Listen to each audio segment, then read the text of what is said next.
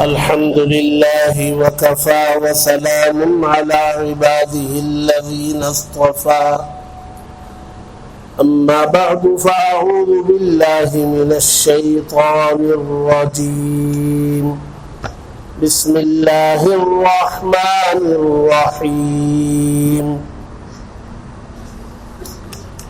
يوصيكم الله في أولادكم للذكر مثل حظ الأنثيين فإن كن نساء فوق اثنتين فلهن ثلثا ما ترك صدق الله العظيم. بزرگان محترم، عزیزان گرامی،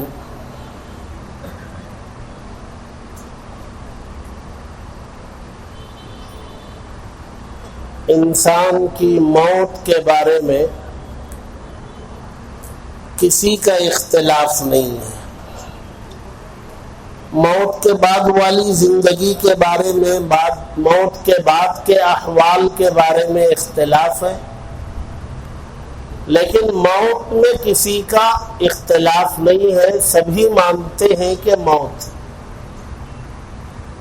جن کے یہاں موت کے بعد کے احوال اور اس سے متعلق جانکاری نہیں ہے، جن کے یہاں موت کے بعد زندگی کا تصور نہیں ہے. جو لوگ یہ سمجھتے ہیں کہ بھئی موت ہے، مر گئے، ختم، ان کا تو کوئی مسئلہ نہیں، ان کے یہاں تو موت بھی ختم ہو گیا. لیکن جن کے یہاں موت کے بعد بھی احوال ہے، موت کے بعد بھی زندگی ہے، موت کے بعد بھی بہت سارے حادثات اس کے ساتھ پیش آنے ہیں، تو کیا اس سے متعلق جانکاری بھی ہے؟ مذہب اسلام نے موت کے بعد زندگی کا تصور دیا، کا موت کے بعد ایک زندگی، یہ تصور مذہب اسلام نے دیا. سوال یہ ہے کہ موت کے بعد جب زندگی ہے تو اس زندگی سے متعلق کچھ احکامات بھی اللہ اور اس کے رسول صلی اللہ علیہ وسلم نے دی ہے یا نہیں؟ یقیناً دی ہے. موت سے پہلے کی بھی تعلیمات ہے، موت کے بعد کی بھی تعلیمات ہے، دفن کے بعد کی بھی تعلیمات ہے، حشر و نشر سے بھی متعلق ہے، سوال جواب سے بھی متعلق ہے، جنت اور جہنم کے بارے میں بھی بتایا گیا، میزان اور عدل کے بارے میں بھی بتایا گیا، اللہ تبارک و تعالیٰ کے حساب و کتاب کے سلسلے میں بتایا گیا. کوئی چیز ایسی نہیں ہے جسے تشنا چھوڑا گیا ہو، پیاسا رکھا گیا ہو، ایسی کوئی چیز نہیں. ہمارے نبی صلی اللہ علیہ وسلم کے زمانے میں حضرت جابر رضی اللہ تعالی عنہ فرماتے ہیں کہ ہم نبی کے ساتھ کہیں باہر جا رہے تھے، راستے میں ایک خاتون آتی ہوئی نظر پڑی، اس کے ساتھ چھوٹے چھوٹے بچے تھے. اللہ کے نبی صلی اللہ علیہ وسلم کو وہ دیکھ کے رک گئی، اللہ کے نبی صلی اللہ علیہ وسلم بھی رکے، اور اندازہ تھا کہ وہ کچھ بات کرنا چاہتی ہے. اللہ کے نبی صلی اللہ علیہ وسلم رکے تو وہ اس نے کہنا شروع کیا، اے اللہ کے نبی، یہ میرے چھوٹے چھوٹے بچے ہیں اور میرے خاوند کا انتقال ابھی کچھ دن پہلے ہوا. خاوند نے جائیداد چھوڑی، لیکن خاوند کے چھوٹے بھائی میرے دیور نے اس ساری جائیداد پر قبضہ کر لیا ہے. میرے بچوں کے لیے کچھ دیا نہیں، میں بھی در در کی ٹھوکریں کھا رہی ہوں. اللہ کے نبی صلی اللہ علیہ وسلم نے فرمایا اللہ تبارک و تعالی تمہارے مسئلے کا حل نکالیں گے، چونکہ اس وقت تک مرنے والے کی جائیداد کے بارے میں کیا حکم ہے اللہ کی طرف سے آیا نہیں تھا، نبی کو پتہ نہیں تھا۔ نبی نے فرمایا اللہ آپ کے مسئلے کا حل نکالیں گے۔ اس کے بعد اللہ تبارک و تعالی نے یہ پورا رکوع نازل فرمایا، اور اس رکوع کا آغاز کیا یوصیکم اللہ، یوصی وصیت سے بنا، یوصیکم وصیت کرتا ہے تمہیں، کون؟ اللہ، یوصیکم اللہ، اللہ تبارک و تعالی تمہیں وصیت کرتے ہیں۔ کیا وصیت کرتے ہیں؟ کہ تمہارے اعزاء و اقارب کے انتقال کے بعد ان کی چھوڑی ہوئی جائیداد وہ زندہ رہنے والوں میں کیسے تقسیم کی جائے۔ عام طور سے انسان جب مرتا ہے تو سب سے پہلے اس کی تجہیز و تکفین کی تیاری ہوتی، اسے غسل دو، اسے کفن دو، اسے لے جاؤ اور اسے قبرستان میں اللہ کے حوالے کرو۔ جب اس کام سے فارغ ہو جائے تو اس کے خاندان وغیرہ کے لوگ جڑے بیٹھے کھا پی کے چلے نہ جائے۔ ہمارے معاشرے کا مسئلہ یہ ہے، جو چیزیں رواجن ہیں، اسلام سے اس کا تعلق نہیں ہے، رواج ہے، رسم ہے، لوگوں نے اس کو بڑی مضبوطی سے پکڑ لیا، اور جو اصل اسلام ہے اس کا دور دور تک پتہ نہیں۔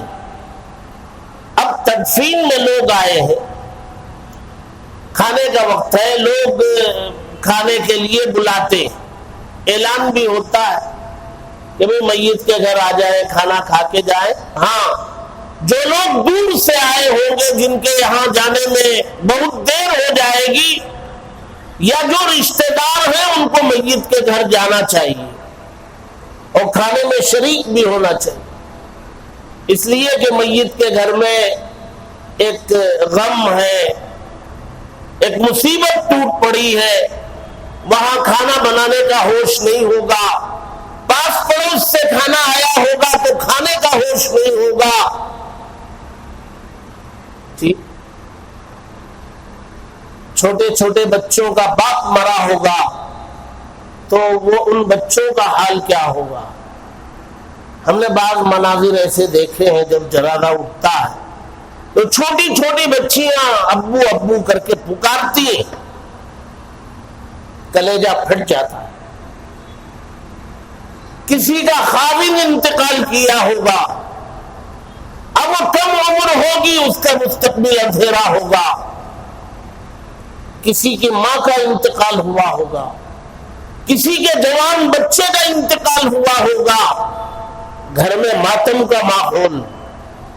ایسے ماحول میں رشتہ داروں کو، دور دراز سے آئے ہوئے لوگوں کو، یا جنازے میں شریک ایسے لوگوں کو جن کا رشتہ تو نہیں ہے اور وہ دور سے بھی نہیں آئے، لیکن ان کے گھر چلے جانے سے ان کے گھر میں تھوڑا سکون میسر آئے گا، ایسے لوگوں کو چلے جانا چاہیے اور ساتھ میں بیٹھ کے کھا لینا چاہیے، اور ان لوگوں کو بھی کھلانے کی کوشش کرنا چاہیے۔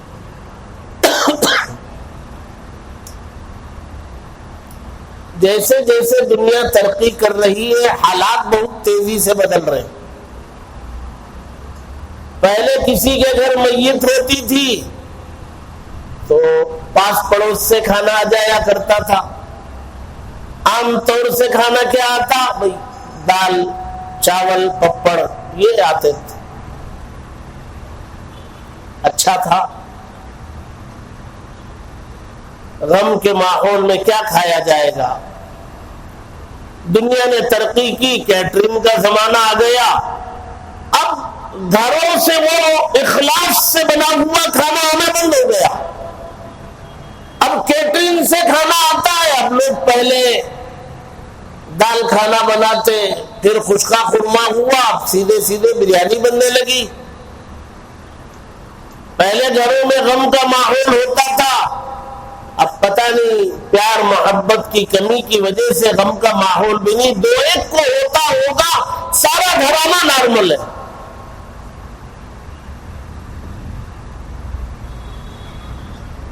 یہ دنیا کی ترقی کا نتیجہ ہے۔ دنیا ترقی نہیں تھی، ترقی نہیں پائی تھی، ہم لوگ بہت اچھے تھے، حقیقی محبت میں تھے، تعلق تھا، ایک دوسرے کے دکھ درد میں شریک ہونے والے تھے۔ دنیا کی ترقی نے ہمیں اجنبی بنا دیا، ایک دوسرے کو دور کر دیا۔ میں اس سال بہت سارے جلسوں میں گیا، ایک جلسے میں گیا مدرسے کے، وہاں بچیوں نے مکالمہ پیش کیا، وہ مکالمہ تھا موبائل پہ۔ ایک بچی کہتی تھی کہ موبائل بہت کارآمد چیز ہے، بہت اچھی ایجاد ہے، اس سے ساری دنیا مٹھی میں، ہزاروں میل دور آدمی کو بات کرنا چاہو تو 1 سیکنڈ میں لگا لو، یا تو وائس کال کرو، چاہو تو ویڈیو کال کر لو، دیکھ کے بات کر لو۔ تو دوسری بچی نے اس کا جواب دیا، بہت اچھا دیا، کہا ہاں یہ تو بہت صحیح بات ہے کہ ہزاروں میل دور آدمی سے کانٹیکٹ کرنا تو آسان ہو گیا، لیکن اس آسانی سے قریب بیٹھے ہوئے لوگوں کا تعلق ختم کر دیا۔ ماں سے تعلق نہیں، باپ سے نہیں، بھائی سے نہیں، امریکہ میں بیٹھے ہوئے سے تعلق ہے۔ یہ جواب ہمیں بہت اچھا لگا۔ سائنس کی ترقی نے یقیناً بہت دور دور والوں سے رابطہ قائم کرا دیا، لیکن اپنے دور ہوتے چلے گئے، سارے قریبی دور ہوتے ہوئے۔ تجہیز و تقسیم کے بعد رشتہ داروں کو بیٹھنا چاہیے، اور بیٹھ کر کے، بلکہ تجہیز و تقسیم سے پہلے رشتہ داروں کو بیٹھنا چاہیے، بیٹھ کے یہ معلوم کرنا چاہیے بھائی یہ کوئی قرض تو نہیں تھا اس پر، یہ جو مرا ہے اس پر کوئی قرض تھا، کسی کو کچھ دینا باقی ہے، کہیں لکھ کے رکھے ہیں، بیٹے کو معلوم ہے، بیوی کو معلوم ہے، پہلے وہ معلومات کرنا، اور معلومات کر کے اس کی چھوڑی ہوئی جائیداد میں سے قرض والوں کو پہلے دے دیا جائے، بھائی تم بھی لے لو یار، سارا قرض اس کا چکایا جائے اس کے چھوڑے ہوئے مال میں سے۔ اور اگر اس وقت وہ پیسہ جمع کرنا سب مشکل ہے تو خاندان کے 2-4 آدمی مل کر کے قرضے ادا کر دیں، جب میراث تقسیم ہوگی لے لی جائے۔ قرض باقی رکھ کر کے دفن کرنا، اللہ کے نبی صلی اللہ علیہ وسلم کا معمول تھا، جب جنازہ آتا تو پوچھتے تھے بھائی اس پر کوئی قرض تو نہیں ہے، بتایا جاتا نہیں ہے تو آپ نماز پڑھاتے۔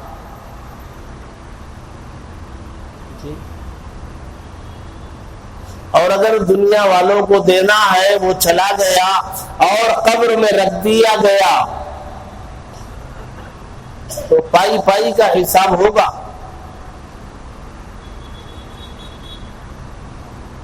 تو سب سے پہلا کام اس کے قرض کو ادا کرنا ہے۔ نمبر 2 اس کی تجہیز و تقسیم میں خرچ کرنا ہے، اسی کے مال میں سے خرچ کیا جائے، یا خاندان کے لوگ تیار ہو تو وہ کریں۔ وہ تدفین کے بعد رشتہ دار سب جمع ہے، سب کو بیٹھ کے دیکھنا ہے، اسی وقت دیکھنا ہے، کچھ کھانا ہونا ہے تو کھا پی کے بیٹھنا ہے، بیٹھ کر کے دیکھنا ہے کیا چھوڑ کے گیا، کیا بینک بیلنس ہے، جائیداد کیا ہے، گھر کیا ہے، کرائے کے گھر میں تھا تو ایڈوانس کتنا ہے، یہ ساری چیزوں کو اسی وقت دیکھنا، اور دیکھ کر کے اسے جائیداد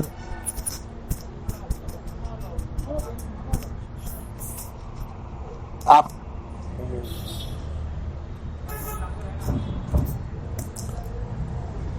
اس نے جائیداد چھوڑی ہے تو دیکھنا ہے کہ اس نے کچھ وصیت بھی کی ہے.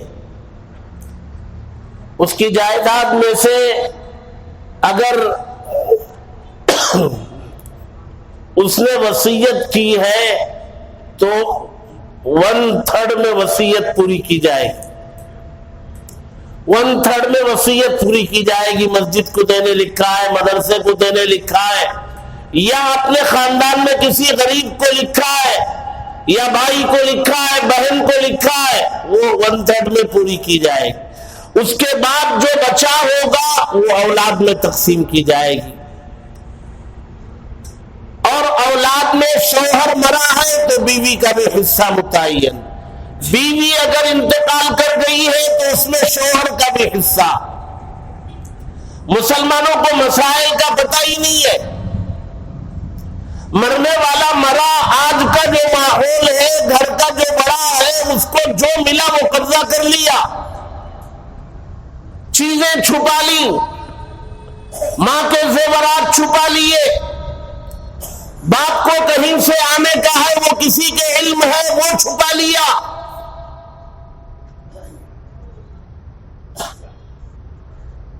یہ پائی پائی کا حساب اللہ تبارک و تعالیٰ کے یہاں جا کے دینا. میت کا جتنا مال ہے ان سب کا حساب کر کے اسی وقت تقسیم کرنا. جو چیزیں تقسیم نہیں کی جا سکتی اس کا مسئلہ حل کرنا ہے کہ یہ اتنے دنوں میں فروخت کر دیا جائے گا, یا وارثین میں کوئی خریدنا چاہے تو خرید لے گا, رقم جمع کی جائے گی, تقسیم کیے جائے. اللہ تبارک و تعالی نے اس پورے رکوع میں وصیت کے الفاظ استعمال کر کے فرماتے سب سے پہلے جس کا حصہ اللہ تبارک و تعالی بیان کرتے, سب سے پہلے نمبر پر باپ کا انتقال ہو گیا ہو تو پہلے نمبر پر جس کا حصہ اللہ نے بیان کیا وہ باپ کی, مرنے والے باپ کی بیٹی کا حصہ متعین کیا. اس کا بیٹا بھی اگر ہے تو بیٹے سے کہا تمہاری بہن کا حصہ پہلے.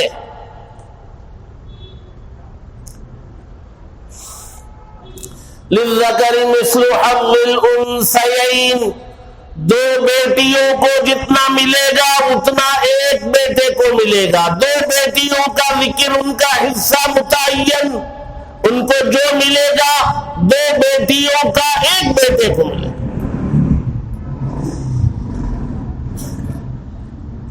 پھر اس کے بعد اللہ تبارک و تعالیٰ نے ذکر کیا اگر مرنے والے کے بیٹا نہیں ہے, 2 بیٹیاں ہیں تو کتنا ملے گا. مرنے والے کا کوئی بیٹا نہیں, صرف ایک بیٹی ہے تو کتنا ملے گا. مرنے والے کے بیٹے اور بیٹیاں ہیں, ماں باپ ہیں تو ماں کو کتنا ملے گا, باپ کو کتنا ملے گا. شاید ماں باپ کو دینے والے ہم نے سنا نہیں, ایک مرد کا انتقال ہوا, اس کی بیوی بچے بھی ہیں, اس کے ماں باپ بھی ہیں, ماں باپ کو ملے گا. ایک خاتون مری, اس کے پاس 8-10 لاکھ کا زیور تھا اور کوئی مکان بھی اس کے نام پر تھا.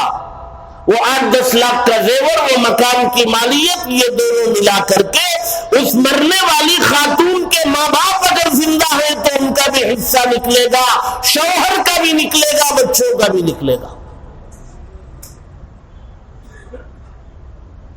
مسائل کا پتہ ہی نہیں, انتقال ہوا, جو جس کو ملا قبضہ کر لیا, نہ تقسیم ہے, نہ شریعت کا کوئی لحاظ ہے, نہ حقداروں کو حق دیا جا رہا ہے. اندھیر نگری چوپٹ رات چل رہا ہے.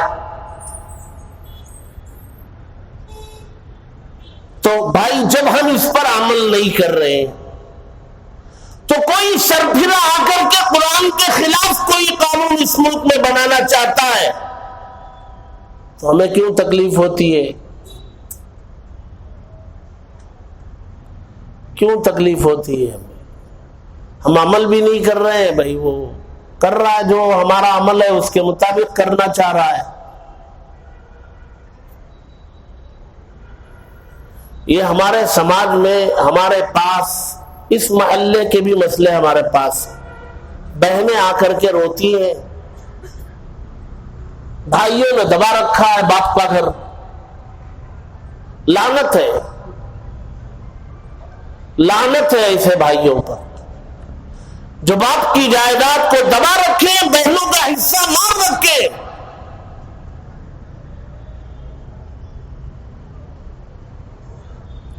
زندگی میں کبھی بھی ترقی نہیں ہوگی، آغازی میں نہیں آئیں گے، عروج نہیں ملے گا۔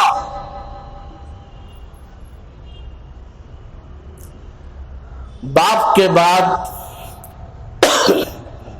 بڑا بیٹا باپ کے مقام پر ہوتا ہے، وہ اپنی بہنوں کے لیے باپ کی جگہ میں ہے۔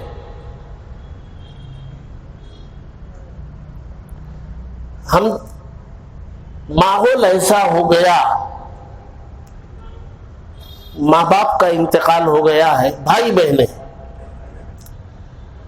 بہنوں میں یہ بہنیں جب تک ماں باپ تھے چھٹیوں میں ماں باپ کے گھر آ جاتے تھے، اب ماں بھی نہیں باپ بھی نہیں، اب چھٹیوں میں یہ بہنیں کس کے گھر جائیں گے؟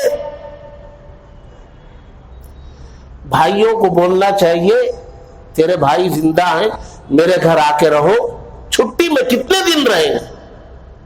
4 5 8 10 دن۔ یہ ماحول ختم ہو گیا، بھائیوں کے گھر میں بہنوں کا قیام کرنا، آ کے رکنا شاید بہت کم ہوگا۔ آٹے میں نمک کے برابر لوگوں کے یہاں ہوگا، ماں باپ ختم، رشتہ داری ختم، ہر بھائی اپنی زندگی، ہر بہن اپنی زندگی جی رہی ہے۔ خوشی کے موقع پر شادی محلوں میں اکٹھا ہونا، وہیں سے جدا ہو جانا، غم کے موقع پر قبرستان میں، جنازے میں، مسجد میں اکٹھا ہونا، وہیں سے جدا ہو جانا۔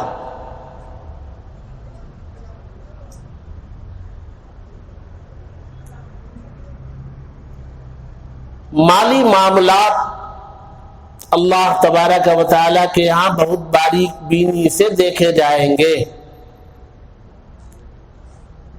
باپ کا انتقال ہوا، جو بھی باپ کا، ایک قلم بھی ہے، قلم باپ کا قلم تھا، وہ میراث میں آئے گا، کسی بچے کو اٹھا کے قلم رکھ لینے کی اجازت نہیں ہے۔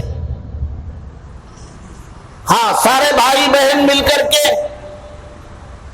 بیٹھے اور یادگار کے طور پر کوئی قلم لے لے، کوئی ان کی کرتا لے لے، کوئی اور چیز لے لے، بھائی بہنیں بیٹھ کر کے، وہ ٹھیک ہے۔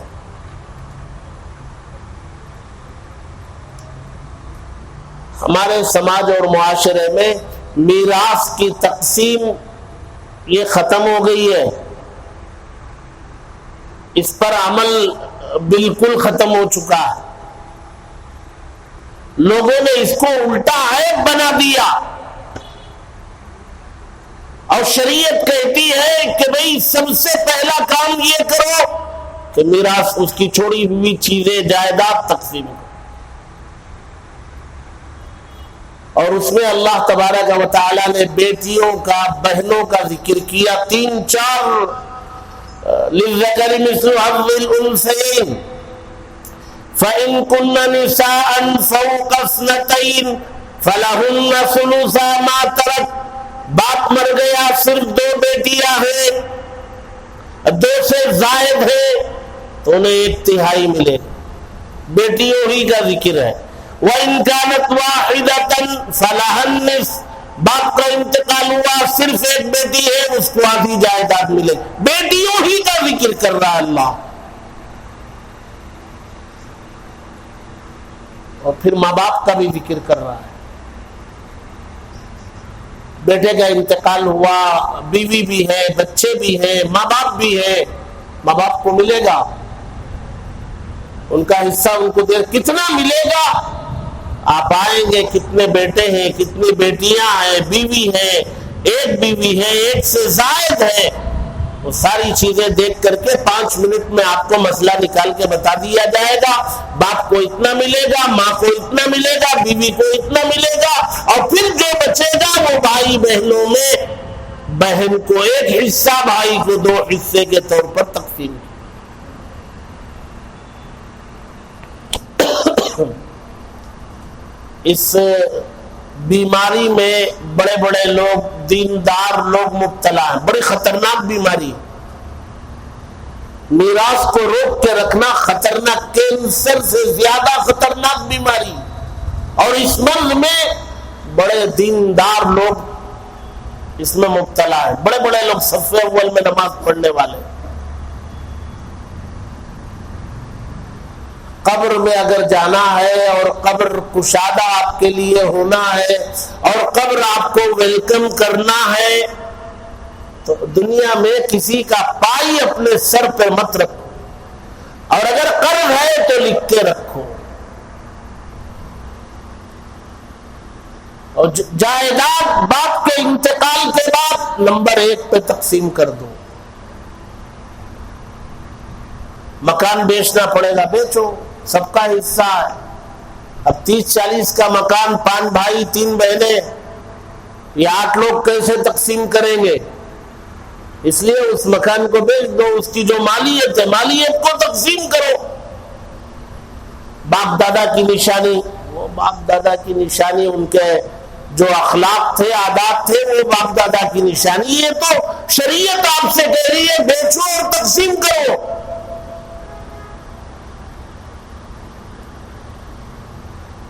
بہت نانا نانی، دادا دادی کی پراپرٹیاں رکھی ہوئی ہیں، لوگ قابض ہیں اور خاندان کے لوگ محتاج ہیں، در در کی ٹھوکریں کھا رہے ہیں، ضرورت مند ہیں، لیکن وہ سانپ کی طرح ان جائیدادوں پر بیٹھے ہوئے۔ اللہ تبارک و تعالی نے اس خاتون کے شکایت پر، اور جن کا انتقال ہوتا ان کے بچے اگر چھوٹے ہوں اور مرنے والے کے بھائی وغیرہ اس کی جائیداد پر قبضہ کرتے ہیں تو 2 گناہ ہوتے ہیں۔ بچے جو چھوٹے ہیں وہ یتیم ہیں، نابالغ بچے پر ہی کو ہی یتیم کہا جاتا ہے، بالغ ہونے کے بعد یتیم نہیں۔ ایک آدمی بالغ ہو گیا، اس کے باپ کا انتقال ہوا، اب وہ یتیم نہیں کہلائے گا، اس لیے کہ وہ خود بڑا۔ ہاں، نابالغ ہو، باپ کا انتقال ہو گیا، یہ یتیم، لڑکا ہو چاہے لڑکی۔ اب باپ کا انتقال ہوا، نابالغ بچے بھی نہیں، بچیاں بھی، اس باپ کے بھائی نے قبضہ کر لیا تو ایک تو دوسروں کا حق مارا اور دوسرا یتیم کا مال مارا۔ اللہ نے آج آیت نازل کی، یوصیکم اللہ فی اولادکم سے پہلے آیت ہے، ان الذین یأکلون اموال الیتامی ظلما انما یأکلون فی بطونہم نارا۔ جو یتیم کا مال کھاتے ہیں وہ مال نہیں کھاتے، وہ سیدھے سیدھے آگ کھا رہے ہیں۔ انما یأکلون فی بطونہم نارا، آگ کھا رہے ہیں، آگ کے ڈلے کھا رہے ہیں۔ وَسَيَصْلَوْنَ سَعِيرًا، ان قریب اس کو جہنم میں بھیجیں۔ اس لیے کم از کم جو لوگ دین جانتے ہیں ان کو اس پر سختی سے عمل کرنا چاہیے، سختی سے عمل کرنا چاہیے۔ بڑے جو ہیں گھر کا بڑا، وہ بیٹھے، دنیا والے لاکھ بولتے رہیں گے، آپ کو بیٹھنا ہے، اے ابا کا یہ مال ہے، ہم 3-4 بھائی ہیں، امی ہیں، چلو مسئلہ معلوم کریں گے، جو شریعت بتائے گی اس کے مطابق ہم تقسیم کریں گے۔ اور یاد رکھو، مرنے کے بعد 2-4 دنوں تک ہی دل نرم رہتے ہیں، بہت کم لوگوں کے رہ رہے ہیں۔ ابھی عید سے، رمضان شروع ہونے سے 2-3 دن پہلے ہمارے ابا کا مدرسہ ہے سراج العلوم، وہاں خدمت کرتے تھے 25-30 اور زیادہ 40 سال سے ایک صاحب خدمت کرتے تھے، ان کا انتقال ہو گیا۔ نماز تھی ادھر بن شنکری عیدگاہ کے اندر ایک مسجد ہے، اس میں نماز جنازہ تھی، میں بھی چلا گیا نماز پڑھنے، پڑھنا ضروری تھا۔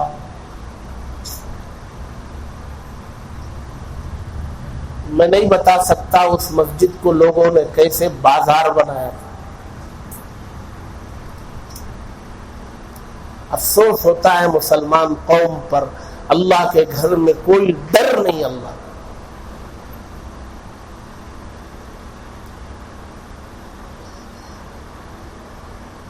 لوگوں کے دلوں میں جرت آ گئی ہے، جرت۔ وہ جرت جو ہے اللہ کے گھر میں بھی ظاہر ہو رہی ہے، وہ جرت قبرستان میں بھی ظاہر ہو رہی ہے، وہ جرت چھوٹی بہنوں کے سامنے بھی ظاہر ہو رہی ہے، وہ جرت ماں کے سامنے بھی ظاہر ہو رہی ہے، وہ جرت باپ کے سامنے بھی ظاہر ہو رہی ہے۔ ایسے دل سے پناہ مانگنی چاہیے، ایسے دل سے پناہ مانگنا چاہیے۔ اللہ کے نبی نے مانگی ہے، انی اعوذ بک من قلب، ایسے دل سے اللہ میں پناہ چاہتا ہوں جو ڈرے نہ۔ یہ روزے فرض اسی لیے کیے گئے ہیں کہ اللہ کا ڈر آ جائے، اللہ کا ڈر پیدا ہو، دنیا والوں کا ڈر نہیں۔ اللہ کا ڈر جب آ جاتا ہے تو دنیا والے ہیچ ہیں، کچھ نہیں ہے۔ جس کے دل میں اللہ کا ڈر ہوتا ہے اس کے چہرے پر غیروں کے لیے اللہ روک ڈالتے۔ جو اللہ سے ڈرتا ہے دنیا والوں کو اللہ اس سے ڈراتے۔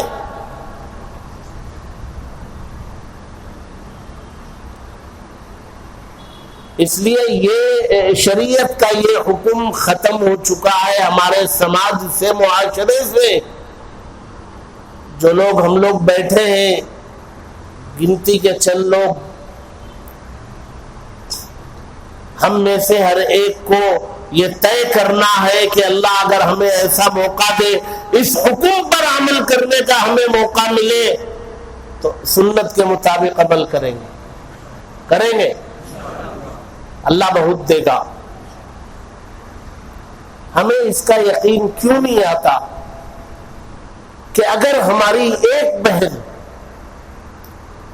ہاتھ اٹھا کے دعا کر دے، اللہ میرے بھیا کو اچھا رکھ، یہ ایک جملہ کروڑوں میں نہیں ملے گا، کروڑوں میں نہیں ملے گا۔ ہم معمولی تحفہ دے کر کے یہ دعا نہیں لے سکتے۔ رمضان کا مہینہ ہے، ماں باپ نہیں ہے، بہنیں ہیں، 1000 1500 روپے کا ایک اچھا لباس لے جا کے بہن کو دے دیا، وہ جو دعا بدلے میں کرے گی 1.5 کروڑ خرچ کریں گے تو بھی نہیں ملے۔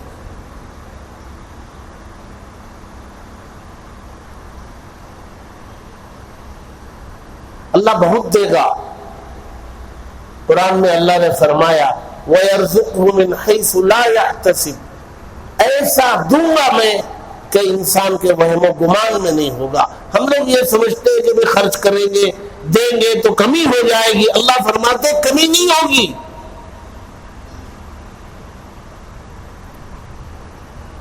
حقوق ادا کرنا ہے،